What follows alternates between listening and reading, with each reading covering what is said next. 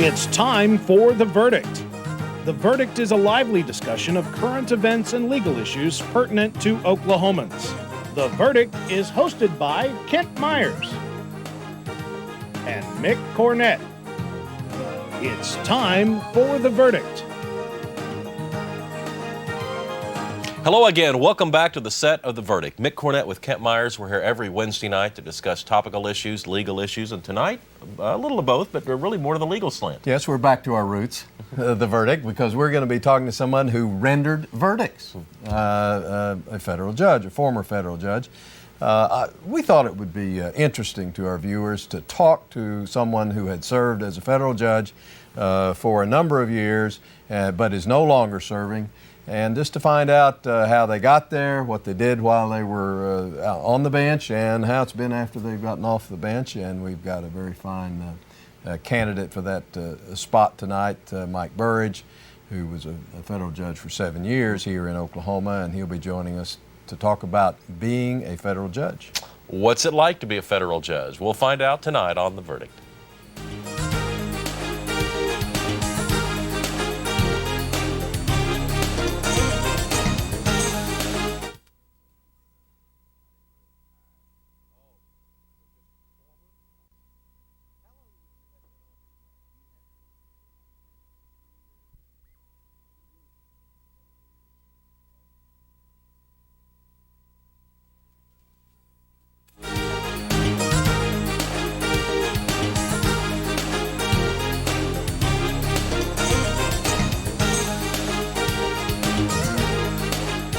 Welcome back to The Verdict. Mick Cornett with Kent Myers, and Kent's going to introduce our guest. Very pleased tonight to welcome the Honorable Mike Burridge, former federal judge here in Oklahoma, to the show. Mike is an OU law graduate, where he graduated with honors from the University of Oklahoma College of Law. He then entered private practice and was in private practice for approximately 20 years, both in southeast Oklahoma and in Dallas, before assuming the bench in 1994. He was a federal judge here in Oklahoma for 7 years, serving in all three of Oklahoma's federal districts, called a roving judge. And after the 7-year stint as judge, although it is a lifetime appointment, after 7 years, Mike voluntarily chose to leave the bench and return to private practice, where he is now involved in private practice with his law firm in Durant. He is a former outstanding young lawyer in Oklahoma a few years ago, not too many, but a few years ago, and a former president of the Oklahoma Bar Association, a longtime friend of mine. Mike, thank you for joining us on The Verdict. Well, thank you for having me here, Ken. Let's go back to 1994. You have a successful practice going. The opportunity presents itself to be a federal judge. Go through that process. What made you decide to take the plunge? Well, the opportunity arose, and I thought, well, I'd practiced for 20 years, and I'd like to see another side of the law, and that was on the bench, and I had the opportunity, so I decided I'd do it. When you walk away from a practice, what happens to your practice? Well, I was in a law firm, and the other partners and associates in the firm take over the cases. There's a period of time when you're going through the process. It's not like it happens one day, because the confirmation process takes a period of time. So you do have a period of time where you can filter out your cases. Well, let's talk about the confirmation process or the appointment process. Kind of take us step by step from the time the first phone rings and says, "Are you interested?" You say, "Perhaps." What happens thereafter, at least with you? What happens? Well, Kent, the appointment of a federal judge, the nomination goes to the senior senator in the state, and that was David Bourne. And Senator Bourne submits your name to the president, and that sets a process in motion. And that process consists of this. There's a Department of Justice investigation, and there's tons of paper to fill out. They want to know everything about you from the day you were born. They do an investigation. In addition to that investigation, the FBI does an investigation. And again, it's another set of forms and a complete separate investigation. Then there's an investigation by the American Bar Association.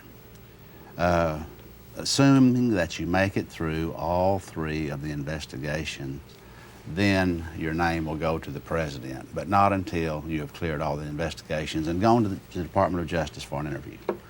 And then your name goes to the president. The president nominates you, and then, of course, there's Senate confirmation. And the way the Senate confirmation process works is you are submitted to the Judiciary Committee, and basically you're labeled either controversial or non-controversial. Labeled by the By- Judiciary Committee? Or? Yes. And they Dare look- we ask how you were labeled? I was labeled non-controversial. It's amazing, isn't it? Knowing you for as many years as I have, that's astounding, but go ahead. But anyway, after you're labeled, you go up and you go before the committee, and the senators ask you questions. And after you answer those questions, they will tell you, look, we may want to submit some questions in writing. We don't know. And if you come out of the Judiciary Committee, then you go for a vote by the full Senate. And once the Senate votes, then your process is over and you are a federal judge. Let me just follow up on that a little bit. Just kind of an interesting fact, I think, but one that I guess came up in your confirmation process is that you were then, at least, the first Native American to serve as a federal judge. That's correct. I'm a member of the Choctaw tribe, and I was the first Native American to serve as an Article III judge. What was the vote in the Senate? I think it was all positive. I did not receive a negative vote in the Senate. Well, that's quite a compliment. Well, thank you. Thank you. Well, what types of cases do you hear when you're a federal judge? What specifically you, and if that varied from what a federal judge would typically hear, how did it vary? Well, you know, the federal judge level or the district judge level is the trial level of the federal system. There's three levels. There's the trial level, and then the Court of Appeals, and the U.S. Supreme Court. And as a district judge, you hear both civil and criminal cases. The civil cases that you hear basically involved a dispute between citizens of different states where the amount in controversy is over $75,000, or it involves a federal statute or a constitutional question. The criminal cases that you hear are those crimes prosecuted by the United States Attorney for violation of federal laws. Then in addition to that, you hear federal habeas corpus proceedings, which are include death penalty cases and or other cases that have been through the state system where the defendant alleges that there was a federal constitutional violation in the state process. Where do you hold court? Okay, my position was a little bit unique because the appointment is usually to a specific judicial district.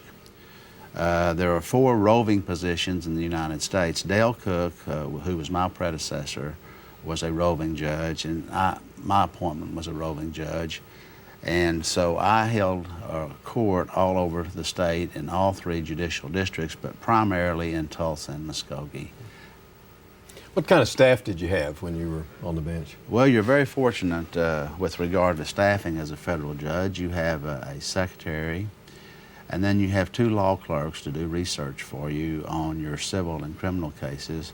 Then with regard to prisoner cases and death penalty cases, you shared a part-time law clerk that just did research on those types of cases for you. Now, Mike, you've practiced many, many years in the state and federal courts, and the contrast for me, what I'll just call the understaffed state court judge who must hear all these cases that state court judges hear without any law clerks at all. How important were the law clerks to you in your federal position? Kent, I don't see how the state court judges operate. I mean, they have a real burden. They do not have any staff to assist them, whereas in the federal system you have law clerks that can write drafts for you, do research for you. State judges don't have that. They do it all themselves. They do it all themselves, and a lot of times their caseload is heavier. They have to listen to a larger variety of cases. They don't have the staff in the court clerk's office, and it's really a sad situation. I know you've got some very intriguing cases. We want to talk about that, but why don't we go ahead and take a break a little bit early, and we'll come back and you can get into some of the more controversial or intriguing cases that you had to deal with when you were a federal judge. All right, man. We'll be right back. It's The Verdict.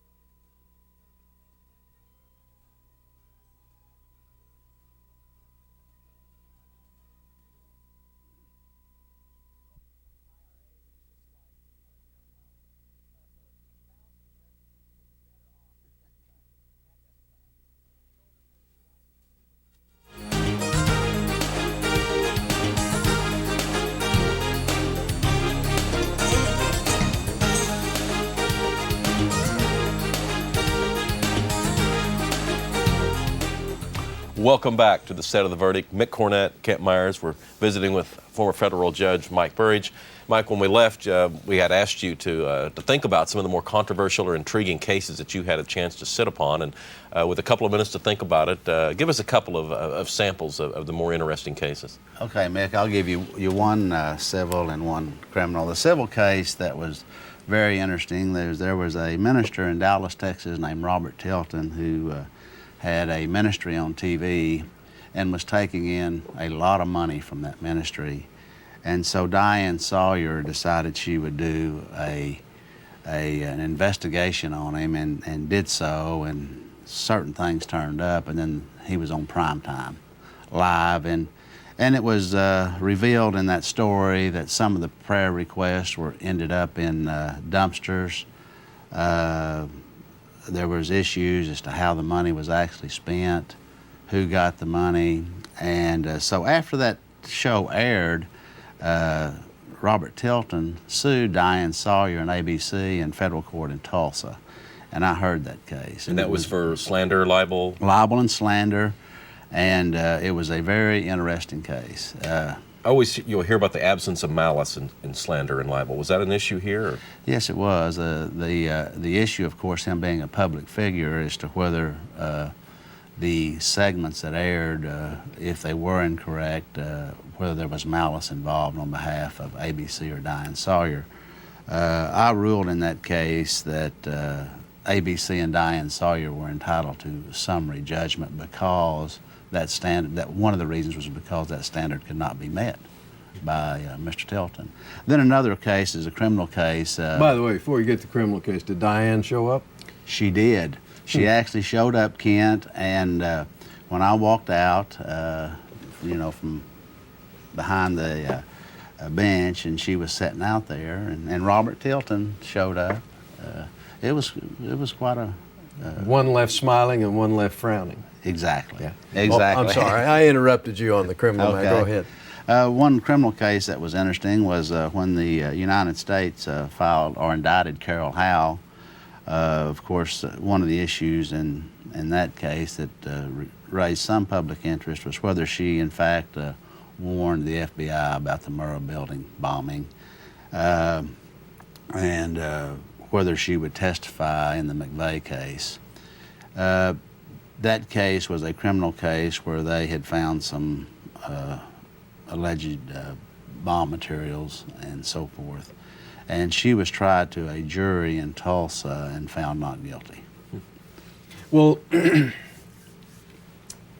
you've done work both in civil and criminal matters throughout your practice and judicial work. Which, generally speaking, is the harder case to try, intellectually, the harder case for a federal judge, a civil case or a criminal case? A complicated civil case is harder because you have so many issues with regard to evidentiary rulings and legal rulings, and they can be more complex in a civil case. Let me follow up with that, and just based on your own experience or any other information you might have, generally, was your workload mainly civil or mainly criminal, or was it equally balanced, or how did it work out? Kent, most of the trials were civil because under the federal sentencing guidelines, if you go to trial, you lose points off that affects your sentence. The criminal defendant does. Yes, he does. And so you lose either 2 or 3 points for acceptance of responsibility. And depending upon the crime, that can equate to several months or several years in prison. So they plead. They plead. And don't go to trial. Right. So most of your trials were civil, probably. Yes, they were. Okay. Now, the U.S. Supreme Court recently decided the issue with regard to the guidelines, and that may change the complexity as to whether people will actually go to trial in criminal cases. There must be a lot of research. What percentage of your time is actually spent on the bench? I would say about 20% is actually on the bench, and the rest of the time you're reading briefs, you're ruling on motions, you're conducting pretrial proceedings, you're conducting a pretrial conference, and that's a conference that the attorneys have before the case starts, getting the case in final form for a trial, and doing things like that. Give our viewers just an example or your thought about what was, as a federal judge, what was the most fun thing you got to do and what was the least fun thing you had to do? Well, the most fun thing is watching two good lawyers try a case, because basically when you've got two good lawyers in an interesting case, you sit there. Yeah. There's very few objections. There's very few times where you have to interject yourself at all. Good lawyers know the rules and they play by the rules, and it's just kind of like watching a movie in an interesting case. Now, correct me if I'm wrong, federal judges have lifetime appointments. They do. Is that correct?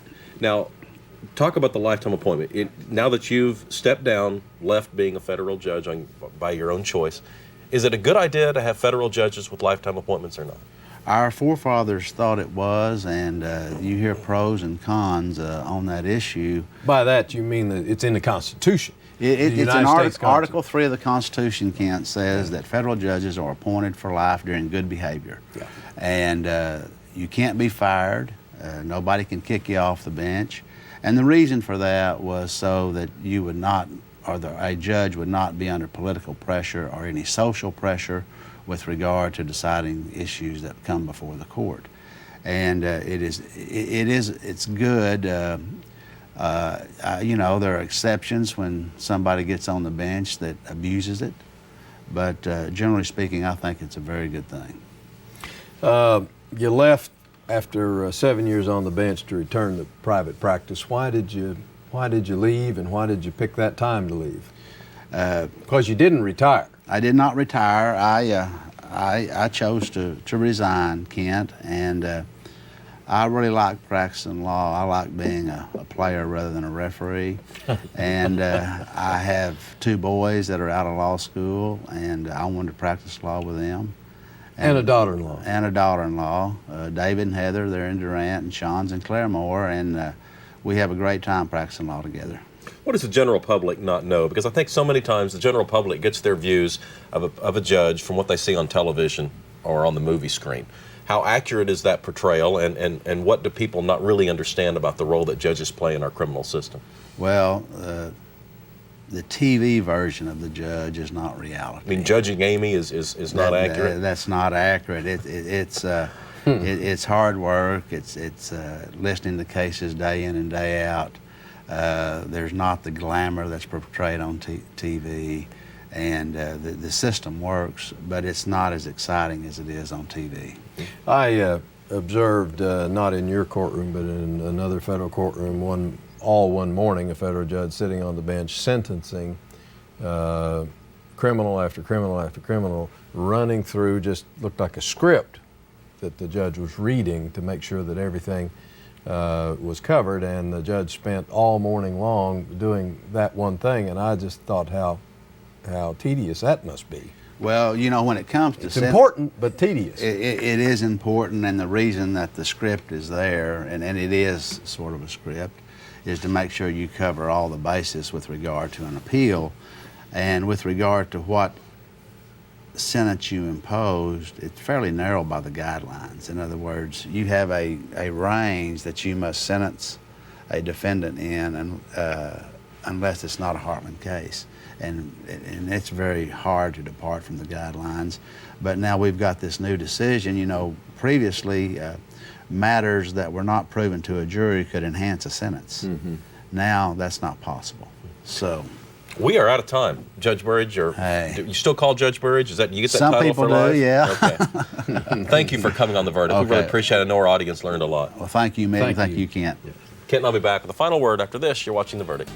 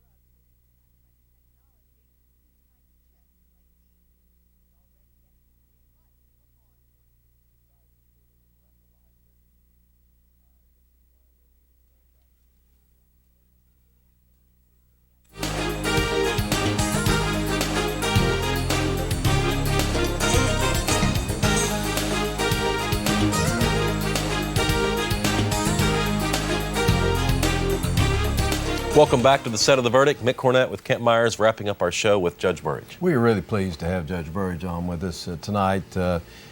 He is truly the example of all the good things that are present on the federal bench, and I might add, both before and after his service as a judge, he was likewise an example of the way you're supposed to practice law and how you treat people and how you represent clients zealously but fairly and ethically. I want to harken back to a quote we've already showed you once, but I want to read it to you because it fits our guest tonight perfectly.